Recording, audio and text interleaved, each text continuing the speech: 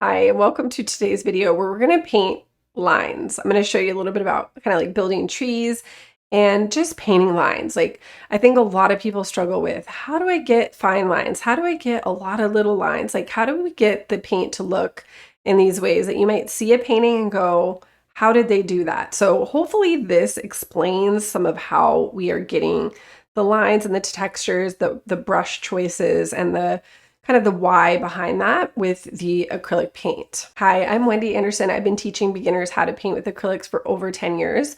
So in these tutorials, they're just really bite-sized and they're designed for people who are maybe busy, maybe don't have a ton of art supplies, but you really enjoy painting or you've always wanted to paint. I want to make that something that's really easy for you to do because I love painting. It has changed my life. It is so beneficial. So if you're here painting along, you are awesome, and I hope this helps you get the results you're looking for with your lines a little bit better. So let's dive in and paint. All right, today we're going to talk about lines and trees and stuff like that. So I like to remind you that even though we're using, a lot of times I'm just using a few brushes, like my flat brushes are, I feel like those are some of the most basic kind of intro brushes, but also like classic staples of just timeless kind of using these brushes, plus the round brushes. These are just like really basic, but super functional, versatile brushes. You can do a lot of things with them that other brushes kind of are more like specialized sometimes, whereas these ones I feel are really versatile. And I always just find myself coming back to them again and again for their versatility.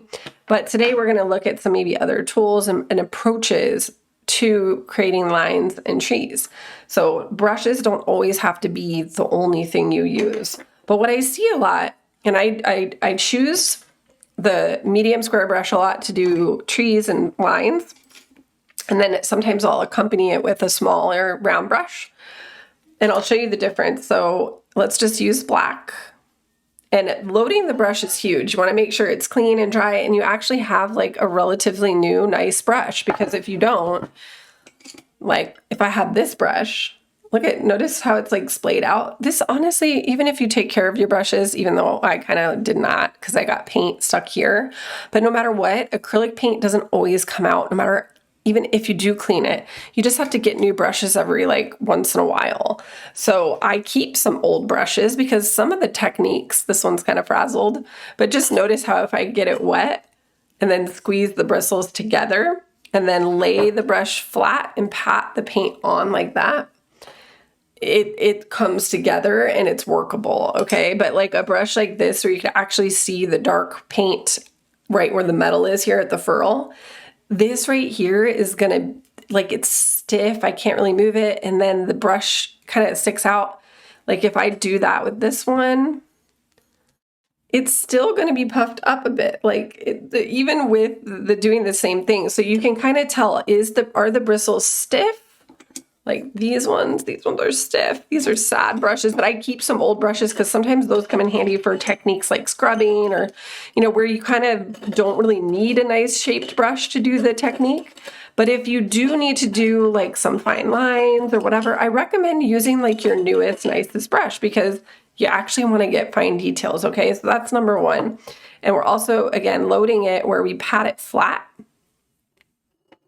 And then I usually lead with the back corner. So instead of going like forward with it, notice how the handle is like pointing where my line is going. So if I'm pulling my line up, my handle shouldn't be pointed up. It should be actually pointed the opposite way that I want my line to go. So my handle is rotating the opposite direction I want my line to go. So I'm just gonna example, the back corner is leading.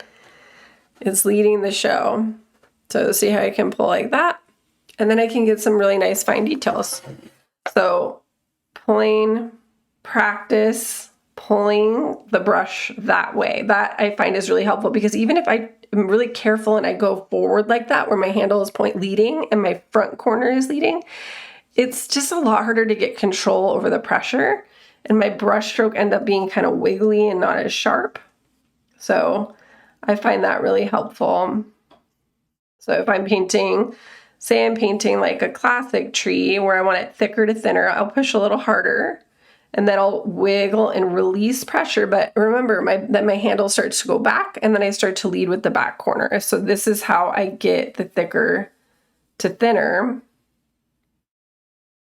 So much fun. And you just use a piece of paper and practice, because the more you practice, the easier it's going to get. I remember when I very first started teaching paint parties and stuff, like many years ago, like I was pretty good with the brush just from painting, just from practicing on my own. But I remember that palm trees were really popular at the time. And I was like constantly making palm trees, and palm trees have like really fine lines and all these a lot of line work in a palm tree. And so I got really good at creating those fine lines by just doing like painting palm trees. And so it just is a matter of how much you do it, finding the way that works for you. So I get that not everybody, and this happens every single time I teach people, I'll be showing people how to use the flat brush.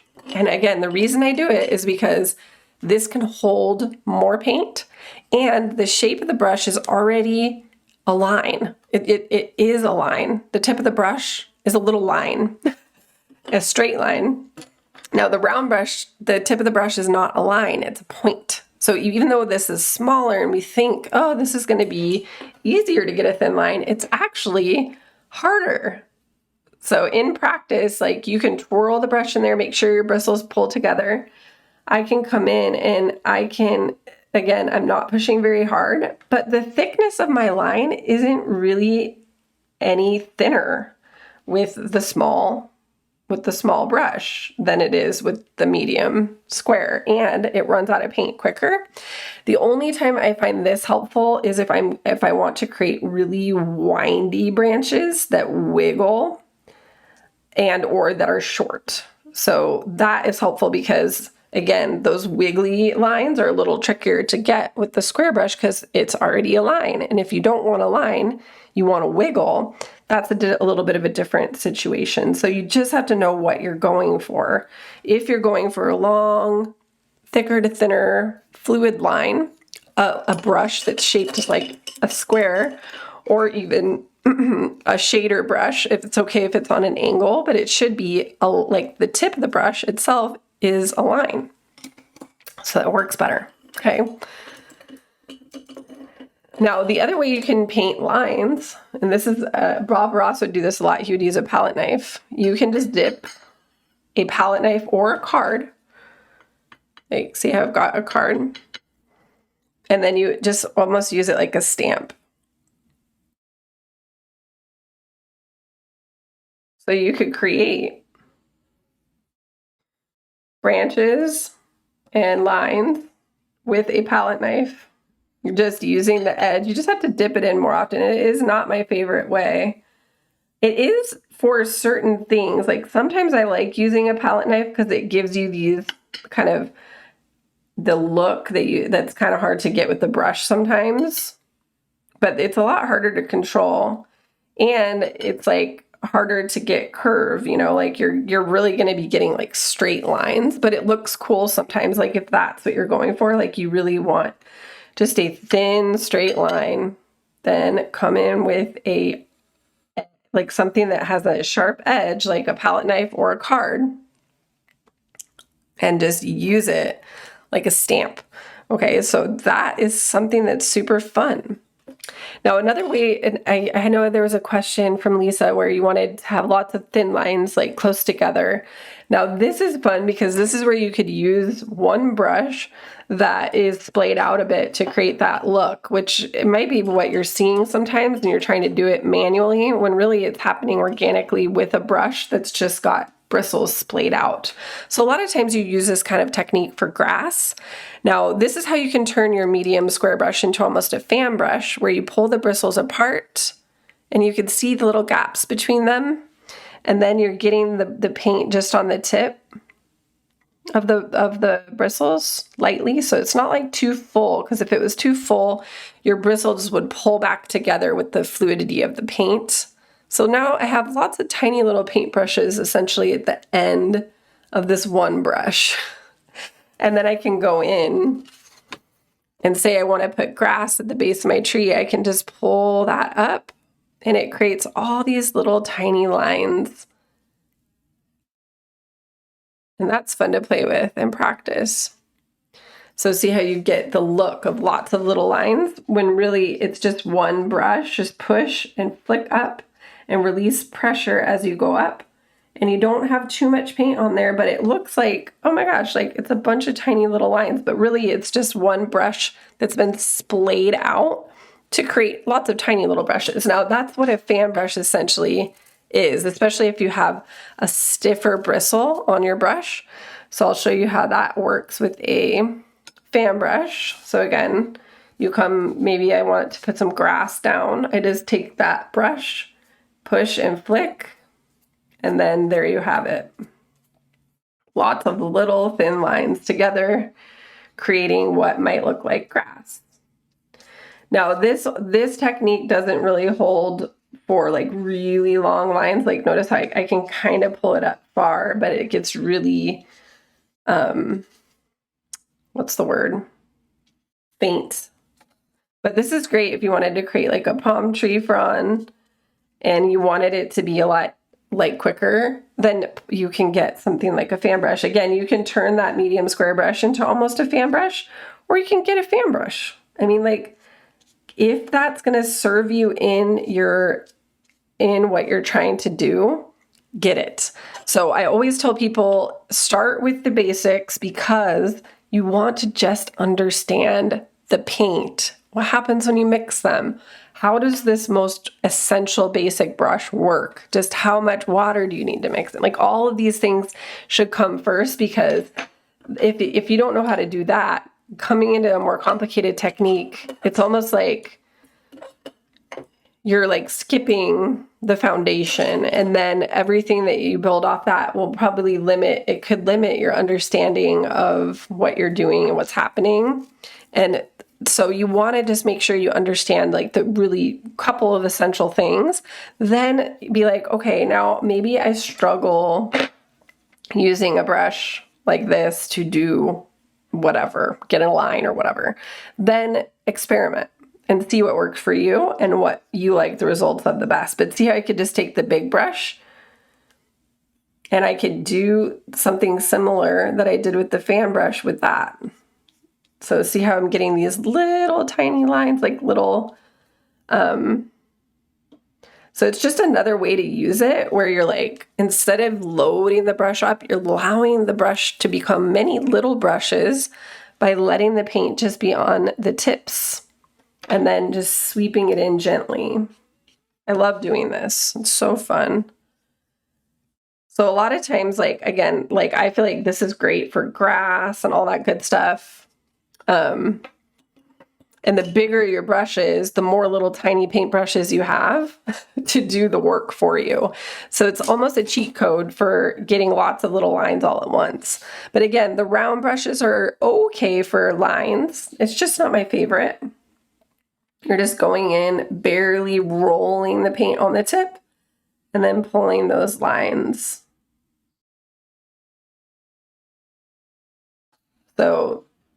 So many different ways to do it.